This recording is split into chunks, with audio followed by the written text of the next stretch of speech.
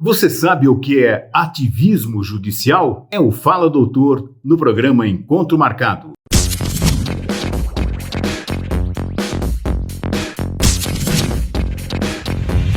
Fala Doutor, oferecimento AB Negócios Imobiliários. Vamos conversar com o Dr. Derli Araújo. Dr. Derli, satisfação em tê-lo aqui no Fala Doutor do programa Encontro Marcado. Dr. Derli, o que é o ativismo judicial no Supremo Tribunal Federal? Muito obrigado pela oportunidade novamente de estar aqui tentando colaborar um pouco com o seu programa. Muito obrigado. Gostaria de pedir para os internautas que deixassem aí o seu like, que isso ajuda muito no crescimento do canal. Ativismo judicial. O que seria isso? Bom, gente, a questão é a seguinte. No Brasil não existe nenhum poder que é superior aos demais poderes, tá?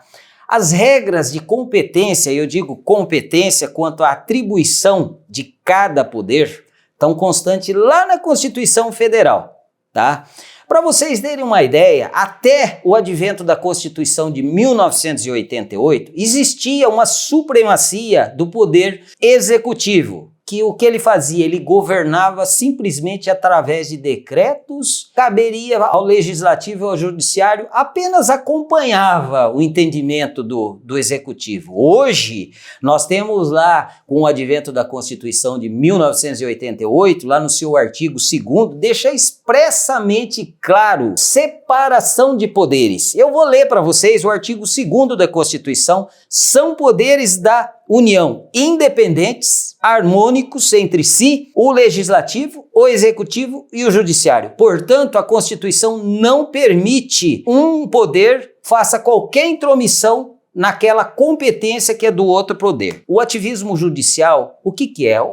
Com todas as vênias ao Supremo Tribunal Federal, a qual a gente deve o respeito, mas eu vou dar-lhes um exemplo do que é o ativismo judicial. Em 2011, nós tivemos uma discussão muito acalorada a respeito do artigo 226 da Constituição, que eu vou ler para vocês, que até hoje ela está da mesma forma. A família, base da sociedade, tem especial proteção do Estado. Parágrafo 3º, esse é o importante. Para efeito da proteção do Estado, é reconhecida a união estável entre homem e mulher. Perfeito?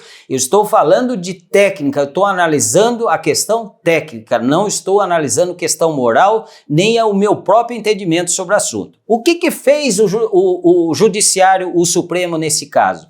Ele entendeu que essa proteção do Estado, à família, deveria se estender para uniões homoafetivas, ou seja, pessoas do mesmo sexo, 2 mulheres ou 2 homens, o que não me cabe aqui interpor nenhum comentário se isso é correto ou não é correto. Eu estou analisando, volto a dizer, a questão jurídica apenas, certo?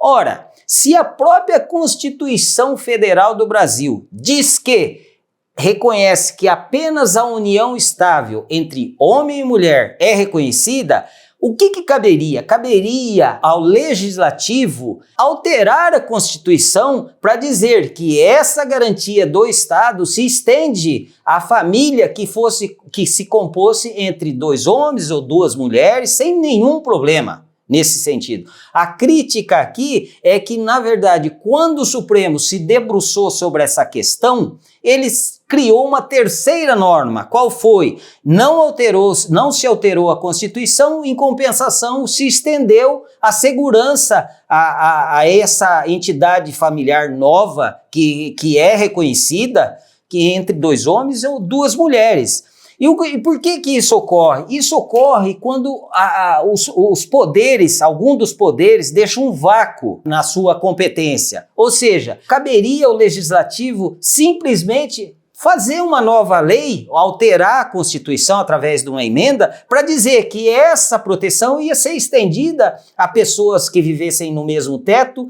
e fossem do mesmo sexo. Não fez. Não preservou a sua competência. Veja que a Constituição Federal, lá no artigo 49, diz que a atribuição do legislativo é preservar a própria competência. Compete ao legislativo zelar pela preservação de sua competência legislativa em face da atribuição normativa dos poderes. Ou seja, o próprio poder permite que o outro poder adentre na sua competência.